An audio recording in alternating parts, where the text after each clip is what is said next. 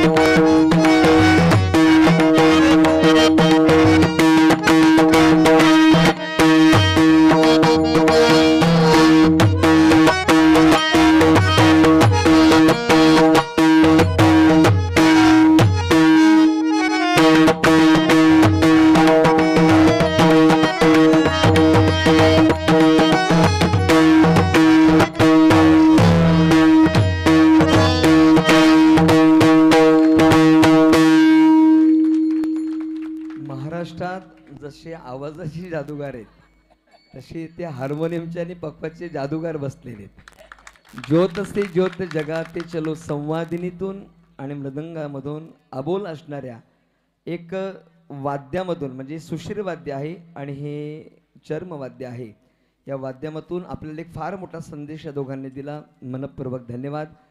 आयोजक लाईट सुरू करा. वा.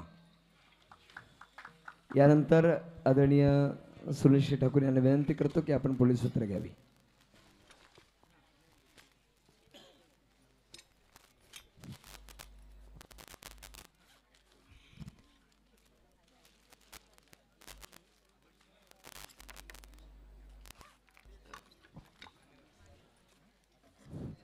दीपक प्रज्वलनाचा कार्यक्रम इथे संपलेला आहे. आता आपण मान्यवरांचे थोडक्यात मनोगत ऐकूया.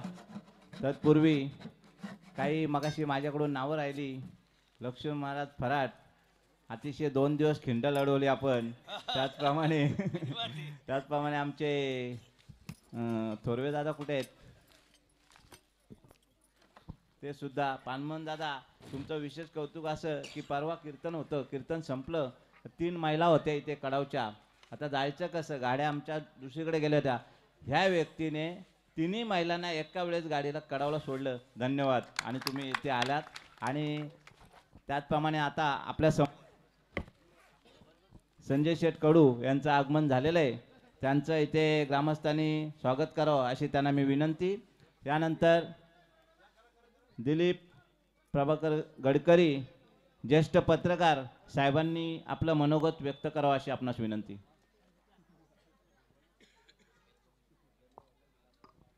आदरणीय व्यासपीठ आणि सर्व मान्यवर, मी अनेक ठिकाणी अशा कार्यक्रमाला जात असतो, परंतु गेल्या 25 वर्षात या नामदेव दगडे आणि बंधू यांच्यामुळे मला या तिवरे गावाशी संपर्क आला आणि हा कार्यक्रम बघण्याचा मला आणि अनुभवण्याचा योग आला. खरोखर मला इतका आनंद होतोय की जरूर रायगड जिल्ह्यामध्ये माझ्या दृष्टिकोनातून मी जे संपर्कामध्ये आलो त्याच्यामध्ये सर्वोत्कृष्ट जर कार्यक्रम असेल तर आजचा हा आपला तिवरे गावातला कार्यक्रम आहे हे सांगायला मला खरंच आनंद वाटतोय.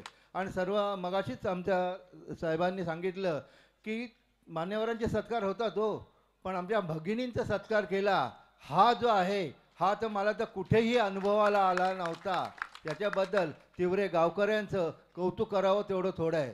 जवळजवळ 3-3.5 दिवस मी बघितलं, त्यांची एवढी तयारी जोरात चाललेली आहे. छोट्या बालकांपासून छोट्या लहान मुलांपासून ते वयोवृद्ध व्यक्तीसुद्धा ह्या आनंद सोहळ्यामध्ये सहभागी झालेले आहेत. मी परमेश्वराला विनंती करतो की आमच्या तिवरे गावच नाही, ते तिवरे गावचा आजूबाजूचा परिसर या सर्वांना अशीच भरपूर समृद्धता आणि अशी सर्व ताकद द्या आणि असाच कार्यक्रम सर्व ठिकाणी कसा होईल याची ही ज्योत जी ह्यांनी पेटवलेली आहे ती ज्योत अखंड महाराष्ट्रभर हे प्रज्वलित हो ही परमेश्वरचरणी प्रार्थना करतो. धन्यवाद. धन्यवाद साहेब. आपलं नेहमीच वेळोवेळी आम्हाला सहकार्य लाभलेलं आहे. आणि यानंतर आपल्या या कार्यक्रमाच्या खऱ्या अर्थाने आम्ही ज्यांच्या मार्गदर्शनाखाली कितीतरी वर्षे हा कार्यक्रम आपण करत असतो असे आमचे आदरणीय दादा महाराज राणे यांच्या वतीने प्रवीण महाराज फराड यांनी आपलं मनोगत व्यक्त करावं अशी त्यांना विनंती. अखंड हरिनाम जपयज्ञ सोहळा ग्रामस्थ मंडळ, ग्रामस्थ नवतोल मंडळ आणि महिला मंडळ तिवरे यांच्या संयुक्त विद्यमाने अथक परिश्रमातून आणि व्यासपीठावर उपस्थित राष्ट्रभूषण पुरस्कार सन्मानित सद्गुरू मौली दादा महाराज राणे बाबांच्या कृपा आशीर्वादाने आणि सर्व ज्येष्ठ धर्माचार्य मंडळी यांच्या प्रार्थने उपस्थितीमध्ये राजकीय क्षेत्रातील विविध क्षेत्रातील मान्यवर मंडळी गेली 27 वर्ष आपण हा उपक्रम करत आहोत. 28वे वर्ष या ठिकाणी आहे. मी मगाशी बोललो, आज बोलतोय, याच्या पुढेही बोलत राहीन. आणि जे बोलतोय ते तिवरे ग्रामस्थांना तरुणांना बरं वाटावं म्हणून नाही, तरी वस्तुस्थिती आहे. ही वस्तुस्थिती आहे आणि विधान असं आहे, वस्तुस्थितीचं अवास्तव वर्णन केलं की ती निंदा होते आणि वस्तुस्थितीचं वर्णन केलं की ती स्तुती होते. मी तुमची स्तुती करतोय. सन्माननीय व्यासपीठाचा सत्कार अनेक ठिकाणी झाला, आम्ही अनेक ठिकाणी फिरलो, व्यासपीठाचा सत्कार अनेक ठिकाणी आम्ही पाहिला, परंतु येणाऱ्या प्रत्येक भाविकांपर्यंत पोहोचायचं आणि त्यांना सन्मानित करायचं. एक लक्षात ठेवा, गरज म्हणून हा सन्मान अजिबात नाही, अजिबात नाही, पण आलेल्या भाविकांचा आदर केला पाहिजे, त्यांच्यावर नितांत प्रेम केलं पाहिजे. या भावनेने समस्त तिवरे ग्रामस्थ मंडळ आणि आयोजक मंडळी हा सन्मान करत असतात. गेली 27 वर्ष आपण हा उपक्रम करत आहात. भव्य दिव्य स्वरूप याला दिवसेंदिवस मिळत चाललेलं आहे. खरं तर हे उत्सव करण्याची आवश्यकता आहे, याची अनेक कारणं आहेत. या ठिकाणी आपण हा दीप प्रज्वलन केला. खरं तर आपल्या लक्षात आलं असेल, अगोदर लाईट घालवायची काहीच गरज नव्हती. लाईट घालून दिवा लावायचा आणि परत थोड्या वेळाने लाईट चालू करायची. मग त्यापेक्षा ते लाईट चालू असताना आपण करू शकत होतो ना, आपण केलं असताना. पण आपल्याला संदेश आहे, आपल्याला इथे शिकवण आहे की ज्याप्रमाणे अंधार पडल्यानंतर दिवा प्रज्वलित झाला की तिथला अंधार नाहीसा होतो आणि जीवन आनंदमय आणि प्रकाशमान होतं, तसं जीवनामध्ये अनेकविध गोष्टींमुळे आलेलं अज्ञान, त्या अज्ञानामुळे जीवन अंधारासारखंच होतं. मग त्या अंधारासारखं जीवन म्हणजे काय? पूर्ण काळोख होतो का? तर निरुत्साही होतं, नैराश्य येतं, जीवनामध्ये उदासीनता येते. बघा ना, आणि ही उदासीनता घालवण्याकरता कुठेतरी वैचारिक विवेकाचा दिवा उजळला पाहिजे, तो वैचारिक दिवा पेटवला पाहिजे. याकरता त्या विचारांची उधळण किंवा विचारांची प्राप्ती होण्याकरता या भव्य दिव्य व्यासपीठाची प्रतिवर्षी या ठिकाणी ही स्थापना केली जाते. आणि म्हणून मानवी जीवन हे विचारांनी मोठं बनतं, मानवी जीवन संपत्तीने मोठं बनत नाही, हे तुम्ही कायम लक्षात ठेवा. आणि अजून पुढे जाऊन बोलतो, ज्या वेळेला लक्ष्मी जवळ येते त्यावेळेला सत्कार होतात, पण सरस्वती ज्या दिवशी जवळ येते त्यावेळेला आदर सत्कार होतो. तुम्ही बघा, आज आमचं वय तुम्ही पाया पडावं एवढं आमचं वय नाहीच, आणि तुम्ही पाया पडावं एवढा पैसा पण आमच्याकडे नाही, अजिबात नाही. खरं तर या स्थितीचा विचार केला तर वारकरी संप्रदायाचा प्रचार करत असताना कोणत्याही प्रकारचा अधिकार नसताना काही मंडळी जी वयाने मोठी आहेत, अधिकाराने मोठी आहेत, ती पण नतमस्तक होतात. आणि मला वाटतं ही कृपा सरस्वती मातेची आहे, ती विचारांची आहे.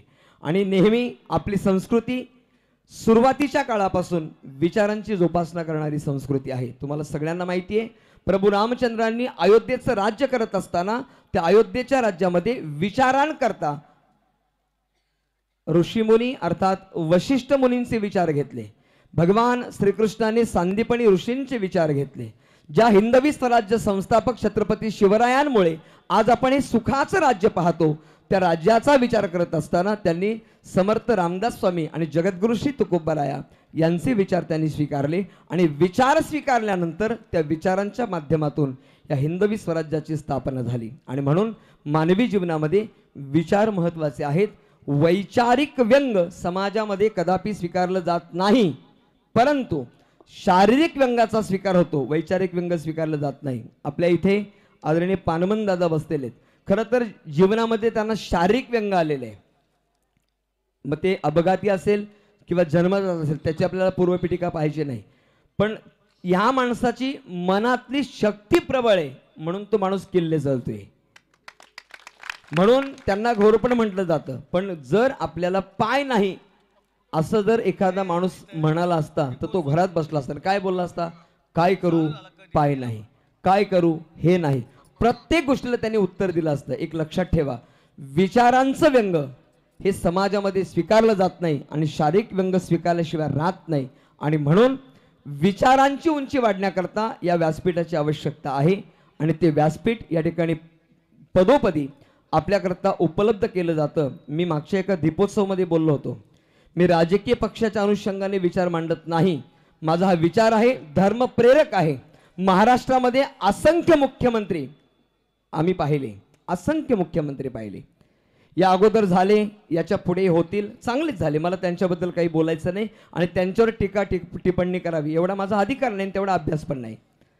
पण अनेक मुख्यमंत्री पाहिले, पण महाराष्ट्रामध्ये पंढरपूरची वारी भरते आणि त्या वारी करता लाखोंच्या संख्येने वारकरी जातात. त्या वारकऱ्यांच्या सेवेकरता ज्या वेळेला देवशयनी एकादशी असते, त्या एकादशीला ज्या मुख्यमंत्र्यांच्या शुभ असते, पाद्यपूजा केली जाते, भगवान परमात्म्याचं स्नान केली जाते. त्या पूजेचा सन्मान आपल्याला मिळाला, मग आपण एक काम करूया, 3 वाजता जाऊ, असा विचार साहेबांनी केला नाही. तर मुख्यमंत्री महोदय आदरणीय एकनाथजी शिंदे साहेब हे 2 दिवस अगोदर त्या ठिकाणी जाऊन थांबले. मी सन्मानाकरता जाणारच आहे, पण ज्यांनी 19 दिवसांचा पायी प्रवास केला, ते पायी प्रवास केलेले वारकरी माझे कसे राहतात याची तपासणी करता बुलेट गाडीवर फिरणारा पहिला मुख्यमंत्री आम्ही पाहिला. धर्माची चाड असलेला. मी मागच्या दीपोत्सवमध्ये एका ठिकाणी बोललो होतो, आळंदीमध्ये सत्कार सोहळे खूप झाले, सन्मान घेण्याकरता असंख्य मंडळी गेली, पण आळंदीमध्ये ज्यांनी अध्यापनाचं काम केलं असे शांतीब्रह्म मारुती बाबा कुरेकर बाबांचा अभिष्टचिंतन सोहळा वेगळ्या पद्धतीने थाटात साजरा केला. कसा केला असेल? त्या शिक्षण संस्थेमध्ये जेवढे विद्यार्थी मागे झाले आणि आता शिक्षण घेत आहेत त्या प्रत्येक विद्यार्थ्याला प्रत्येकी 5,000चं मानधन आणि संपूर्ण वेशभूषा देणारा पहिला मुख्यमंत्री आम्ही गेल्या वर्षी पाहिला.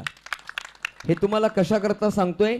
ज्या वेळेला हे धर्म प्रेरक विचार जिवंत ठेवले जातील. आज आपण सन्माननीय आमदार महोदयांचं काम पाहिलं.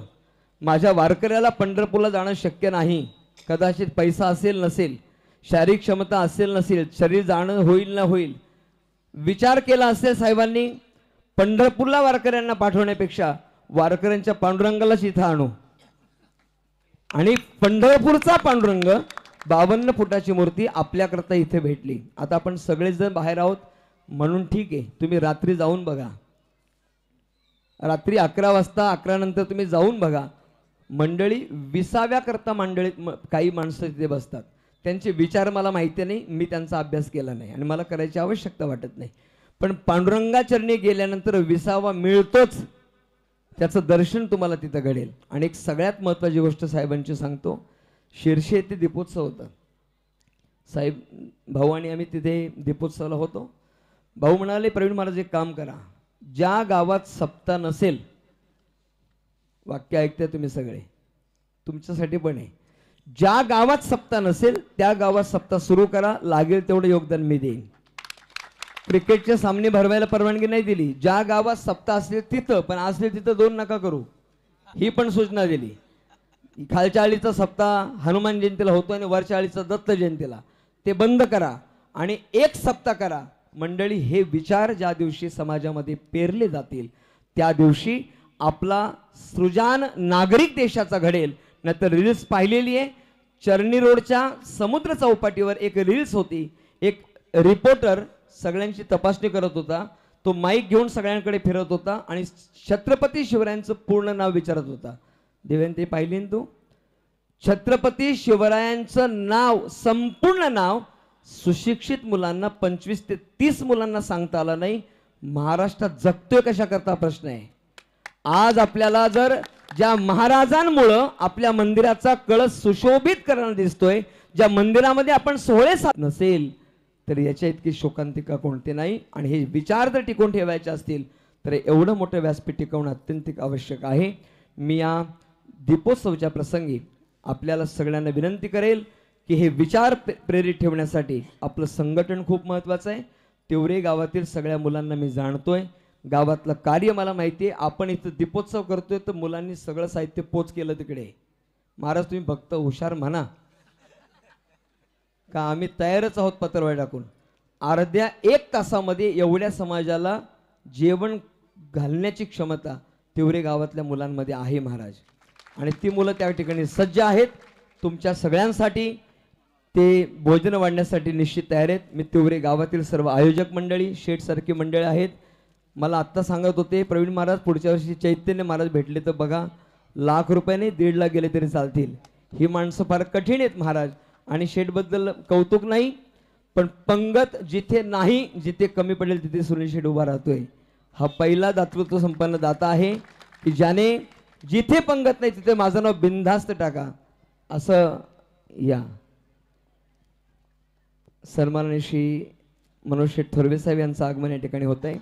आणि म्हणून हे कार्य आपल्या हातून घडावं अशी सर्व आयोजक मंडळींना, ग्रामस्थ तरुण मंडळी आणि सर्व महिला मंडळ आपल्याला मी विनंती करतो की या सप्ताहासाठी आपण निश्चितपणाने दिलेले